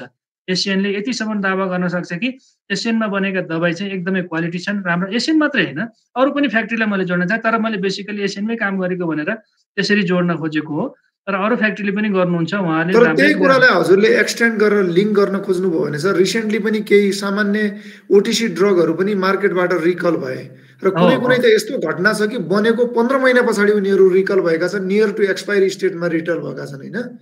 अब यो मैले हिजो एउटा भर्खर पेपर रिलिज गरेर चाहिँ हाम्रो एएफपिएन ग्रुप मेम्बरको प्रभाजीले कि कसले गर्नुभएको थियो, त्यो रिकलको स्ट्याटस नेपालमा के छ भनेर। ह्युज छ सर यो रिकल भएको भए चाहिँ के कारणले हुन्छ त यो रिकल? अब एक्ज्याक्टली अब मैले यही हो भन्ने ठोस कारण चाहिँ हुँदैन। जस्तो अब केही दिन अगाडिको रेक्सामोल भन्ने सिटामोल ट्याब्लेट रिकल भयो, डिटी पारामिटर मिलेन, डिसइन्टिग्रेसन टेस्ट भन्ने कुराहरू आयो। अब त्यो भित्र किन फेल भयो भन्ने कन्सेप्ट चाहिँ त्यो मलाई एक्ज्याक्टली थाहा हुँदैन। इन्टरनल कुराहरू चाहिँ उहाँले प्रयोग गर्ने एक्जिपेन्ट्स कस्तो लेभलको आइदियो, बाहिरबाट मगाउने एक्जिपेन्ट्स कस्तो आइदियो, अथवा एपिआई कस्तो आइदियो, त्यसले पनि कन्सिडर गरेको हुन्छ। अब यही नै हो, मैले नै भनेको सही हो भन्ने कन्सेप्ट चाहिँ यसमा हुँदैन सर। अब त्यो पारामिटर फेल भइसकेपछि डिडिएले पनि क्वालिटी मेन्टेन गर्नको लागि रिकल गर्नै पर्ने भयो। अब क्वालिटी भएन भन्ने बित्तिकै अब हामीले क्वालिटी हेर्ने के छ त बेसिकल्ली फार्माकोपियामा यो कुरा मिट भएन भनेपछि उसले रिकल गर्न बाध्यता हुने भयो र बाध्यता पनि गर्नु पर्यो। भोलि हामी त्यो ठाउँमा बस्यौँ भने हामीले पनि गर्ने त्यही हो। र यो कन्सेप्टले गर्दाखेरि चाहिँ अब यही हो पारामिटर, यसले गर्दाखेरि आयो भन्ने अवस्था चाहिँ अहिले एक्ज्याक्टली चाहिँ छैन त्यही सर। अरू विद्यार्थीहरू तपाईँहरू कसैको केही छ? कुनै पेज नम्बरहरूमा कुनै डाउटहरू अथवा मलाई सर एकदमै इन्ट्रेस्ट छ यो फर्मुलेसन मलाई सिकाइदिनु पर्यो भन्ने केही भन्नुहुन्छ भने भन्नुहोस्। सर मलाई यसको फर्मुलेसन चाहिँ सिक्न मन छ। यही हो है तपाईँको मैले क्या विष्णु सर यसलाई जोड्न खोजेको प्रेजेन्टेसनलाई हाम्रो एक्जिट कसरी हुन्छ भनेर लिङ्क गर्न खोजेको। फार्मा इन्डस्ट्रीमा एउटा ट्रेन्ड अलरेडी छ, हामी पनि त्यही पढिरहेछौँ। हामी मध्ये कोही फार्मा इन्डस्ट्रीमा जाला, तर यिनीहरूले आफ्नो रिसर्च एक्सपर्टिज स्किलहरू भोलि त्यहाँ युज गरेर कसरी नेसनको इकोनोमीमा यिनीहरूले कन्ट्रिब्युट गर्न सक्ला विद्यार्थीहरूले? अब विद्यार्थीहरूले एउटा कन्ट्रिब्युट गर्ने तरिका भनेको राम्रो के हो भने एउटा राम्रो फर्मुलेसन गर्नको लागि गाइड मुख्य।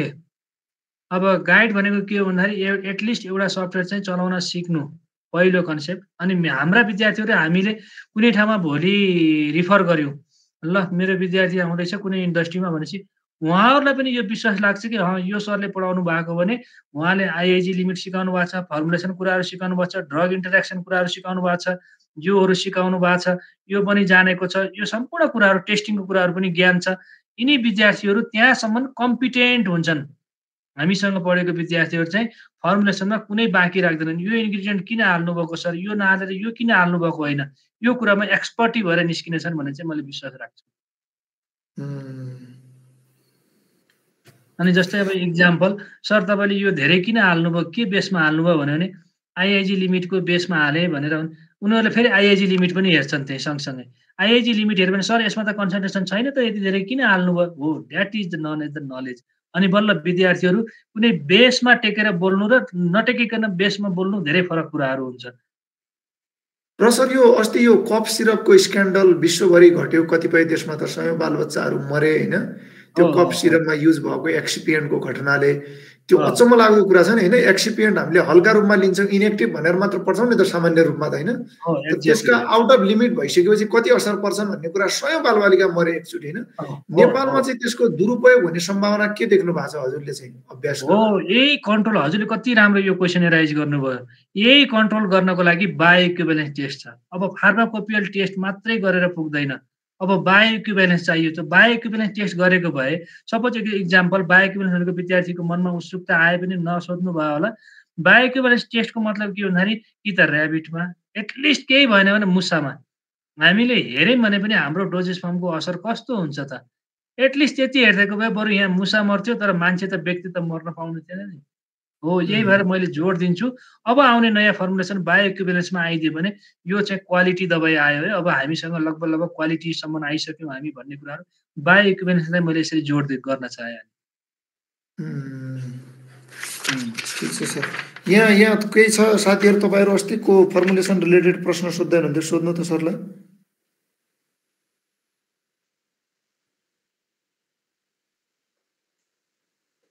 प्रश्न सोध्न अप्ठ्यारो माने जस्तो हुनुहुन्छ, खुलेर सोध्न त खुलेर। केही गाह्रो मान्नु पर्दैन, हजुरहरूले जति सक्दो होइन नलेजहरू सेयरिङ गर्ने हो। हामीले जाने पवनजी हुनुहुन्छ, पवनजी। हजुर हजुर हजुर सर नमस्ते। हिजोको प्रश्न सोध्नु त उहाँलाई। मैले सर वास्तवमा एउटा यस्तो सफ्ट ड्रिङ्क बनाउने फर्मुलेसनको बारेमा सोचिरहेको थिएँ, जसमा चाहिँ त्यो फर्मुलेसनमा ओआरएस छ नि हाम्रो जीवनजल, हजुर त्यसलाई हामीले पाउडर होइन एज अ ड्रिङ्क के भन्नु न, जसरी एउटा रेडेबुल आउँछ नि मार्केटमा, त्यसरी नै एउटा ओआरएस को लिक्विड फर्मको फर्मुलेसन कसरी गर्न सकिन्छ बारेमा मैले बुझ्न कोसिस गरेको थिएँ। एक्ज्याक्टली राम्रो प्रश्न एकदम। सुन्नुहोस् है त, म तपाईँलाई सर्टकटमा जानकारी दिएँ। त्यही भएर मैले अघि नै सुरुवातमा स्टार्टिङ भनेमा के भनेको थिएँ भने हजुरलाई, डोजेज फर्मको हामीले कुन डोजेज फर्ममा बढी स्टेबल हुन्छ यो सुन्नु भएको थियो नि। अब जीवनजल हामीले लिक्विड फर्ममा गराएर मार्केट पठायौँ भने त्यो स्टेबल कि जीवनजललाई पाउडरमा गराएर बढी स्टेबल? यहाँनिर आउँछ क्वेसन, राइज हेर्नुहोस् है। तपाईँले तत्काल पाउडर पठाउनु भने जहिले पनि हाम्रो कन्सेप्ट के छ भन्दाखेरि म्याक्सिमम कुनै पनि डोजेज फर्म सोलिड फर्ममा छ भने त्यो बढी स्टेबल हुन्छ लिक्विड भन्दा विश्वभरि। र यो कुराहरू हरेक फार्मास्युटिकल इन्डस्ट्रीले पनि लिक्विडमा गराएर स्टेबिलिटी हाल्दाखेरि उनीहरूले त्यो स्टेबल पाएनन्। स्टेबिलिटी चेम्बर भनेको रियल टाइम हेर्ने, रियल टाइम भनेको के हो, 30 degree Celsius plus minus 75% humidity भएको एउटा कोठा हुन्छ, एउटा च्याम्बर हुन्छ। अनि त्यसपछि अर्को के छ, एक्सिलेटेड भनेको हाम्रो कति छ त 40 डिग्री सेल्सियस प्लस अनि माइनस 75% ह्युमिडिटी। त्यो कोठामा राख्दाखेरि स्टेबल हामीले कुनमा पायौँ त, पाउडरमा पायौँ। त्यही भएर पवन सरले सोचेको एकदमै राम्रो क्वेसन हो। र सर किन हामीले लिक्विडमा स्टेबल देखिएन, त्यही भएर हामी पाउडरमै फर्किनु पर्यो। त्यही भएर इन्सुलिनको पनि अघि इक्जाम्पल जोडेँ। इन्सुलिनलाई हामीले ट्याब्लेटमा बनाउन कोसिस नगरेको पनि होइन, सस्तो पनि पर्थ्यो अनि कमर्सियल इकोनोमिकको हिसाबले पनि राम्रो हुन्थ्यो, तर बनाउन त स्टेबल भइदिएन। स्टेबल नभएपछि के भयो त, इन्सुलिन इन्जेक्सनमा जान बाध्यकारी भयो। एक्ज्याक्टली सर, केही कन्सेप्ट बुझ्नुभयो किन यो दुईटाको फरकमा? बुझ्छ सर, बुझ्न त, तर हामीले स्टेबल हुने केही अरू इन्ग्रिडियन्ट हाल्न सकिन्छ कि भनेर के त्यो अहिलेसम्म अरू केही मैले सरस्वती पौडजीले भनेको कसरी बुझेँ भन्दा यो स्टेबल छैन त्यसलाई स्टेबल कसरी बनाउने, कसरी हुन्छ रेड बुल पाराले खानु पर्यो ओआरएस भन्ने चाहिँ इच्छा भयो Exactly. पवनजी। रेड बुल पाराले खानु पर्यो जहाँ पानीको मतलब पानीको एभाइलेबल हुने नि ठाउँहरूमा हो हो हो त्यहाँ पनि मान्छेले टक्क रेड बुल खाए जसरी ओआरएस खान पाउन् के। हो हो तपाईँले भनेको कन्सेप्ट एकदमै राम्रो छ। अब भविष्यमा तपाईँले यसैलाई रिसर्च गरेर अब तपाईँको यो कन्सेप्टबाट हामीले पनि पुनर्विचार गर्छौँ र सक्यौँ भने नयाँ फर्मुलेसन दिन त अब कोसिस गर्नेछौँ। त्यो चाहिँ अब अहिलेसम्म सकेको छैन। अब त्यो कन्सेप्ट आयो भने दिने कोसिस गर्छौँ पवनजी। ल ल सङ्गमजी तपाईँको प्रश्न छ कि कालो मार्सी बारे केही फर्मुलेसन बनाउने?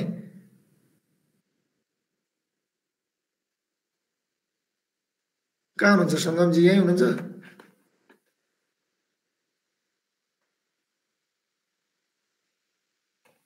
तुलसी सर तपाईँले हर्बल रिलेटेड केही अनुभव सेयर गर्न चाहनुहुन्छ? फर्मुलेसनमा काम गर्नुभयो जस्तो लाग्थ्यो थोरै समय, होइन? म सबै फार्मासिस्टहरूलाई जानकारी के गराउन चाहन्छु भने तपाईँहरू फार्मासिस्ट हो भने फर्मुलेसनमा हिरो हुनुपर्छ। एकदमै फर्मुलेसनमा तपाईँहरू एक्सलेन्ट हुनु भएन भने भोलि तपाईँहरूलाई चाहिँ एक्ज्याक्टली कहीँ न कहीँ मारमा पार्छ। हेर्नु, हाम्रो यो फिल्ड हो। यो फिल्डलाई कसरी राम्रो बनाउने तपाईँ हामीले नै हो। मैले मात्रै होइन, फेरि दीर्घ सरले मात्रै होइन, तपाईँ हामी सबैले, हामीले भएको ज्ञान तपाईँहरूलाई दिने, तपाईँहरूसँग भएको ज्ञान हामीले लिने। फ्युचरमा यस्तै पवनजीले सोध्नुभयो सर अब एटलिस्ट पवनजीको माइन्डमा स्ट्राइक त हान्यो नि, हो यसरी स्ट्राइक हान्नु पऱ्यो क्या फर्मुलेसन गर्दाखेरि। अनि जीवन जलको फर्मुला अब मैले तपाईँलाई पवनजीलाई यही भने, मैले फर्मुलै गराएको छु। हेर्नु के इन्ग्रिडियन्ट हुन्छ होला त पवनजी भनेर मैले सोधेँ भने तपाईँलाई एकछिन गाह्रो हुन्छ। तर एसपीएसटिजी, एस भनेको के हो? सोडियम क्लोराइड हुनु पर्यो। पी पोटासियम क्लोराइड हुनु पर्यो। एस सोडियम सिट्रेट हुनु पर्यो। टी ट्राइसोडियम सिट्रेट अथवा जी ग्लुकोज हुनु पर्यो। एसपीएसटिजी यहाँ पनि फर्मुला मैले सेयर गरेँ हजुरहरूलाई। यिनी इन्ग्रिडियन्ट हुन्छ भने हाम्रो जिउराको टिप्पोमा हुनु पर्यो यो फार्मासिस्टको। यति फर्मुला चाहिँ हाम्रो यो जीवन जल बनाउँदाखेरि हुनुपर्छ। अब यसलाई कसरी स्टेबल बनाउने त्यो कन्सेप्ट चाहिँ हामी सिक्छौँ। ठिक छ, अरू साथीहरूले पनि सेयर गर्नुहोस्। विष्णु सर, यो जो र मेटेरियल आउँछ नि बाहिरबाट, हजुर, त्यो र मेटेरियलको क्वारेन्टाइन कि कुन एरियामा राखेर चेक जाँच गरेर मात्र ल्याइएला, त्यो त एउटा पार्ट अफ कम्पनीले लिँदा अब यो ठिक छ भन्ने लिइसकेपछि एक्सेप्ट गरेर प्रोसेसमा जाला के भन्नुभएको थियो सर? त्यो प्री फर्मुलेसन चेक होइन? तर त्यो पर्टिकुलर केमिकल चाहिँ यो डेटमा बन्यो भनेर अथवा यसको एक्सपायरी यो भनेर र मेटेरियलमा एक्सपायरी चाहिँ लेखेको हुन्छ कि हुँदैन? हुन्छ सर, एक्ज्याक्टली हुन्छ। हाम्रो र मेटेरियल म्यानुफ्याक्चरिङ भइसकेपछि र मेटेरियल बनाउने एउटा सिम्पल इक्जाम्पल दिएँ हजुरहरूलाई।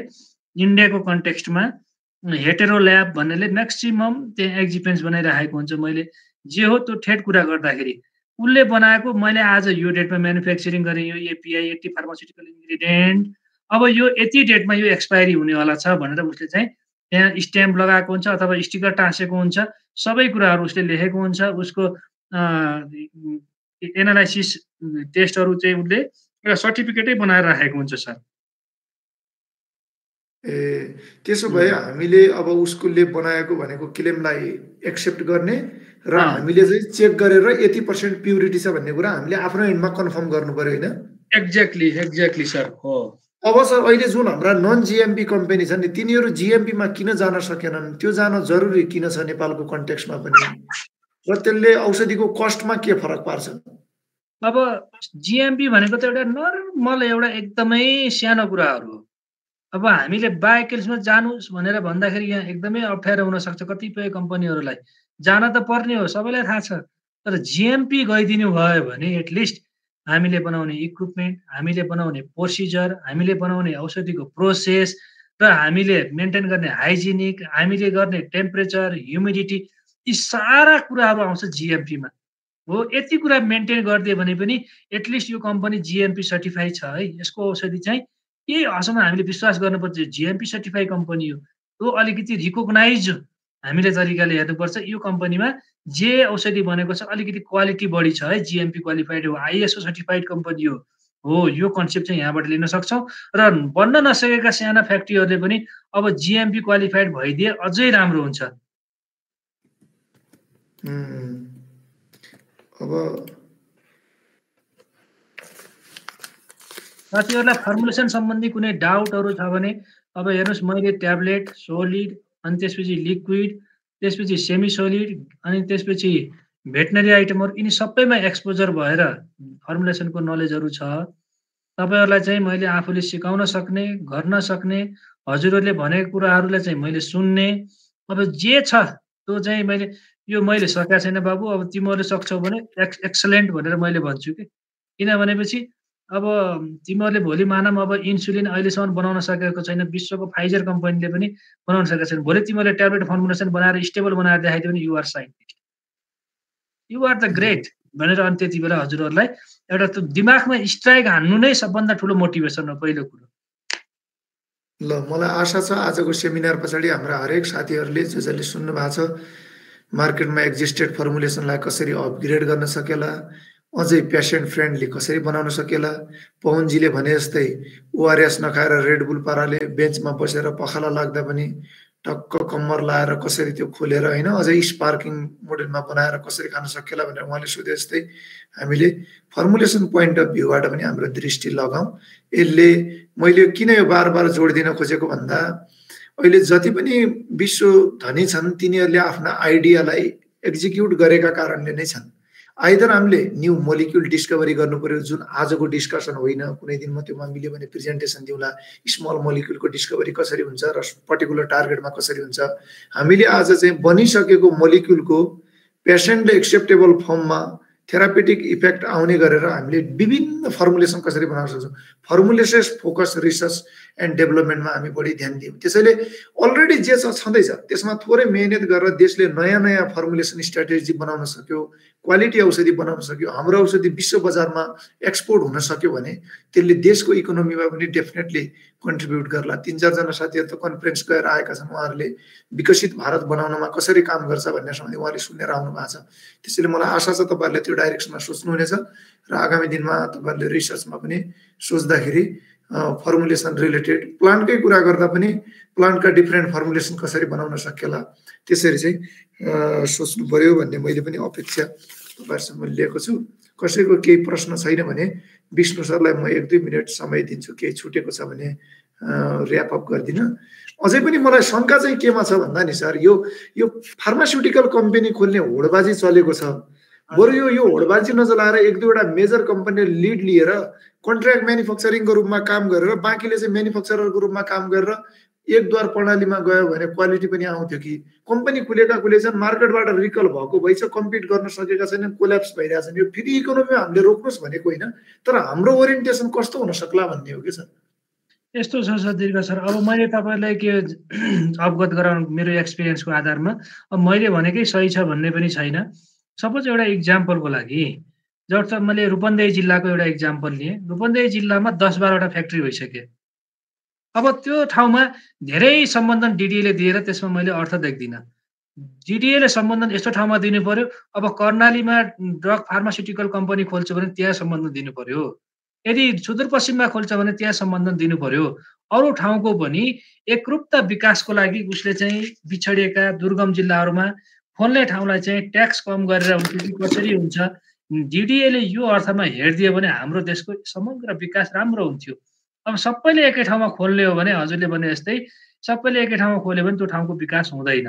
फरक फरक ठाउँमा खोलेर हाम्रो सरकारले एकरूपता विकास चाहेको छ र हामीले पनि यो भिडियोबाट के मेसेज दिन चाहन्छौँ भने अब सरकारले पनि आँखा खोल्नु पर्यो। अलि दुर्गम ठाउँमा जहाँ धेरै पपुलेसन छ त्यहाँ मात्रै नहेरेर दुर्गम ठाउँकोलाई पनि हेरेर त्यहाँ फ्याक्ट्री खोलिदियो भने हाम्रो विकास कति राम्रो हुन्छ होला, एकरूपता आउँथ्यो होला। त्यो ठाउँलाई चाहिँ हामीले डिडिएले यसरी सम्बन्धन दियो भने राम्रो हुन्थ्यो।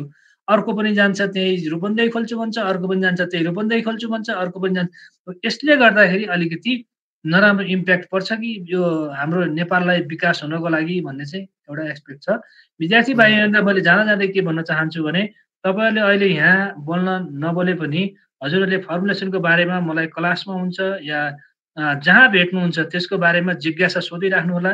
यो तपाईँहरूको जग हो, फर्मुलेसन भनेको एउटा जग हो। फार्मासिस्ट भइसकेपछि भोलि तपाईँ कम्युनिटी फार्मेसीमा जोडिनुहुन्छ या रिसर्चमा जोडिनुहुन्छ या पिएचडी गर्नुहुन्छ, यति बेला हजुरहरूलाई चाहिने भनेको फर्मुलेसन। मेरो फर्मुलेसन मैले के ध्यान दिनुपर्छ भन्ने कन्सेप्टहरू हजुरले जहाँ पनि मलाई सोध्न सक्नुहुन्छ र यो नलेज चाहिँ पाउन सक्नुहुन्छ। सर एउटा यो जाँदा जाँदै मलाई एउटा प्रश्न याद आयो। अहिले नेपालमा विभिन्नले पत्राचार पनि गरेका छन्, कास हेल्थले पनि गरेको छ। औषधि चाहिँ जेनेरिक अल्फाबेटिकलमा राम्ररी ठुलो अक्षरमा क्यापिटलमा लेखिदिनु भनेको छ। यो जेनेरिकमा देशलाई जान समस्या किन हो? कम्पनीहरूले पनि डाइरेक्ट जेनेरिक प्रोडक्सन गरे पनि हुन्थ्यो। हुन त तिनीहरू जेनेरिक नै हुन्, तर पनि ब्रान्डो जेनेरिक भावनाले समथिङ ट्रेडमार्क त लिएका छन् नि त उनीहरूले मार्केटिङ गर्नलाई। त्यसैले यो तपाईको आफ्नो अनुभव पनि के छ सर? कम्युनिटीमा जाँदा यो औषधिले कामै गर्दैन भन्नका लागि त हामीसँग बायोइक्विभ्यालेन्स डेटा कसैको पनि छैन। सामान्य गभर्नमेन्टका प्रोटोकल सबैले मानेका छन् भनेपछि यो भेद किन गर्ने? बायोइक्विभ्यालेन्समा जब देश गएको छैन भने जेनेरिक प्रिस्क्रिप्सन अलाउ गर्दा के बिग्रिन्छ भन्ने हो सर। अब मैले यसमा के प्रकाश गर्न चाहे भने हजुरहरूलाई मेरो अनुभव, अब फेरि अधिकारी सरले भन्नुभयो र यो यस्तो भन्नुभयो भन्ने कुराहरू होइन कि मैले आफ्नो राय मात्रै यहाँ राख्न चाहे। नेपालको कन्टेक्स्टमा जुन औषधिहरू, सपोज एउटा इक्जाम्पल एसियन फार्मास्युटिकलको प्यान्टम नम्बर 1 ब्रान्ड छ नेपालभरि। अहिले पनि नेपालमा बनेका औषधिहरू हामीले जेनेरिकमा लेख्ने विश्वस्त वातावरण छैन। र मानव हामीले प्यान्टम नलेखेर अरू कुनै प्यान्टम लेख्यो भने अरू प्यान्टमलाई विश्वास गर्ने छैन। र त्यस कारणले बाध्यकारी छ अझै पनि हामीले ब्रान्ड फलो गर्नु पर्यो। जेनेरिक त हो, ठिक छ, जेनेरिक दबाईहरूलाई सबैले बराबर इक्विभ्यालेन्ट रूपमा सबैले बायोइक्विभ्यालेन्स गरेर आउँछ भने त्यति बेला हामीले ल ठिक छ जेनेरिक नेमलाई एकदमै फलो गरौँ र हामी जेनेरिकमा जाउँ भन्ने कन्सेप्टहरू आउँछ। डक्टरहरूलाई पनि त यो लाग्छ नि, मैले दिएको औषधिले बिरामीलाई छिटो सन्चो होस्। प्यान्टप खायो भने ल ठिक छ उसको ग्यास्ट्रिक छिटो सन्चो हुन्छ, तर अरू कम्पनीको प्यान्टप खायो भने छिटो हुँदैन भन्ने कन्सेप्ट त्यो बायोइक्विभ्यालेन्स गरेर उनीहरू आउँछन् भने हामीले जेनेरिक लेख्न कुनै पनि आपत्ति छैन। तर भएन भने बिरामी त निको हुनु पर्यो नि। हो, यो कन्सेप्टले गर्दाखेरि हामीले बनाएका मोलिकुलहरूमा विश्वस्त दिलाउन सक्नु पर्यो। जस्तै अरू कम्पनीहरूका कुरा गर्दाखेरि पनि होइन, डिजिपिएलका बनाएका फर्मुलाहरू हामीले कति छिटो विश्वास गर्छौँ, एसियनले बनाएका कति छिटो विश्वास गर्छौँ, त्यसै गरी कोएस्टले बनाएका कति छिटो विश्वास गर्छौँ। यस्तै कन्सेप्टहरू ल्याउनको लागि जुन दिन हाम्रा प्रोडक्टहरू बायोइक्विभ्यालेन्स आउँछन् त्यति बेला हामीले जेनेरिक लेखौँ, अब यति बेला केही आपत्ति छैन। तर अहिलेको कन्टेक्स्टमा के छ भने नेपालमा यो सन्दर्भमा भन्दाखेरि हामीले अब यो छोडेर अर्को गराउँ भन्दाखेरि अलिकति समस्या, बिरामीले भोग्छन् कि यहाँनिर एउटा डर पनि छ। डर नगई पनि भएन, फेरि अब जेनेरिकमा नगयो भने फेरि औषधि डक्टरले फेरि ब्रान्ड मात्रै फलो गर्यो, यही कम्पनीको मात्रै लेख्यो भन्ने दुई किसिमको डर पनि छ। फेरि अब यो कन्सेप्टलाई के गर्नुपर्छ डिडिएले भन्दाखेरि मेरो विचारमा सबै प्रोडक्टलाई बायोइक्विभ्यालेन्समा लिएर आउने र जेनेरिकमा चाहिँ अनिवार्य लागू गर्नु चाहिँ मैले राम्रो देख्छु। ठिक छ सर, मलाई झ्याप्प दिमागमा आउनुको कारण अस्ति म कासको फार्मेसीमा पनि एउटा औषधि किन्दै थिएँ। त्यहाँ म कम्पनीको नाम भन्न चाहन्न, समथिङ कम्पनीको त्यो 10वटा ट्याब्लेटमा 8वटा मात्र रहेछ सर, 2वटा खाली थियो। सामान्य बेसिक लेभलको स्क्रिनिङ इन्सपेक्सन समेत नभइकन मार्केटमा आएको देखेको थियो। कहिलेकाहीँ त होला त्यस्तो फल्ट, त ठुलै फल्ट हो एक प्रकारले देख्ने हो भने होइन। अब आज सरले, विष्णु सरले बताउनु पनि भएको छ, एकचोटि तपाईँहरू हेटेरो ल्याबको बारेमा पनि हेर्नु होला होइन। त्यो आज इन्डियाकै होइन, त्यो एसियाकै one of the largest plant operate गर्ने ल्याब हो। 30 वर्ष बढीको इतिहास छ। अहिले उसले 450 भन्दा बढी एक्टिभ फार्मास्युटिकल इन्ग्रिडियन्ट बनाउँछ। नेपालमा केही साथीहरूले सकिन्छ कि भनेर प्रिलिमिनरी स्टडी गरेर प्रयत्न गरेको भन्ने मैले सुनेको थिएँ पहिला। त्यसैले त्यो डाइरेक्सनमा पनि तपाईँहरूले अहिले देशमा बन्ने औषधिको जो एक्टिभ फार्मास्युटिकल इन्ग्रिडियन्ट र एक्सिपिएन्ट हो अलमोस्ट हामीले इम्पोर्ट गर्छौँ। नेपालबाट युज हुने केही थियो र सर हजुरको अनुभवमा एपिआई र एक्सिपिएन्ट नेपालमै बनेको? छैन सर त्यस्तो। अहिलेसम्म हाम्रो नेपालमा जेनेरिक औषधि बनाउने कुनै पनि मैले त्यस्तो कुनै पनि ठाउँ कम्पनी देखेको कुनै पनि एक्टिभ फार्मास्युटिकल इन्ग्रिडियन्ट हामी बनाउँदैनौँ, एक्सिपिएन्ट हामी बनाउँदैनौँ। हामीले के गर्छौँ, सबै मेटेरियल किनेर ल्याएर विष्णु सरले अघि भने जस्तै फर्मुलेसनहरू ट्याक्क एक प्रकारको फर्मुलेसन बनाएर बेच्छौँ। अब त्यो फर्मुलेसन बनाउँदा कसरी हुन्छ, लेबर कस्ट घटाएर मार्केटिङको पैसा घटाएर मार्केटसँग कम्पिट गर्ने हो। त्यही भएर हामीले टेक्निकल्ली के बुझ्नु पर्यो त भन्दा भारतसँग हामीले कम्पिट गर्नु छ भन्ने हाम्रो विचार छ भने हामीसँग एपिआईको पनि आफ्नो केही त हुनु पर्यो। लार्जेस्ट एउटा एटलिस्ट एउटा एपिआई चाहिँ देशले बनाओस्, पुरै देशभरि युज होस् र त्यो बाहिर पनि निकासी होस्। त्यो डाइरेक्सनमा चाहिँ तपाईँहरूले पनि सोच्नु होला भविष्यमा गएर, किनकि यो टिमको विद्यार्थी भोलि को कहाँ के बन्छन् होइन। यिनीहरूले सायद मलाई अपेक्षा छ फार्मा इन्डस्ट्री हाक्नुहुन्छ होला। यो अपेक्षा सहित आजको मिटिङ चाहिँ हामी यहीँ सक्छौँ। आज हामी झन्डै 25 जना सहभागी भयौँ। मलाई आशा छ विष्णु सरबाट हामीले धेरै कुरा सिक्यौँ होला। एउटा प्रश्न आएको छ यहाँ, सर नमस्कार, how can I be connected with Vishnu sir भन्नुभएको छ। I am from Kathmandu NM कलेजबाट, एनएम केएलबाट छु भन्नुभएको छ। विष्णु सरको इमेल के रहेछ भन्नु त? आरयुबिडी, म टाइप गरिदिन्छु BISHNU@gmail.com।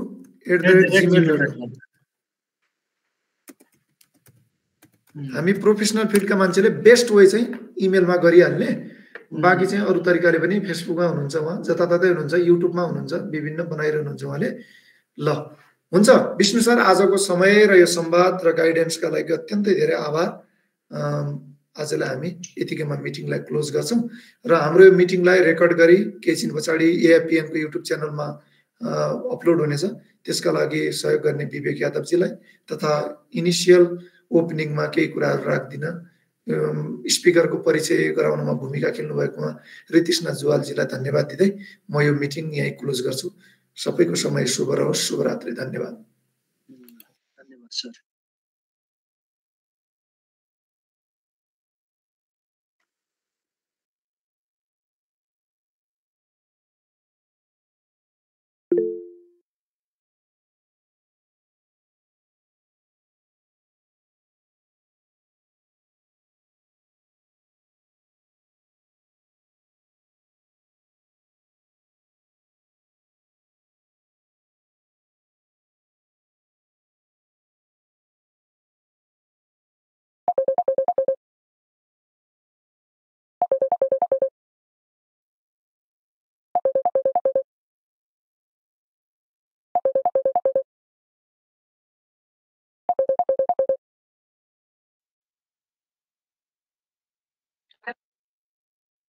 रेकर्ड भयो नि सबै, स्टप गर्यो।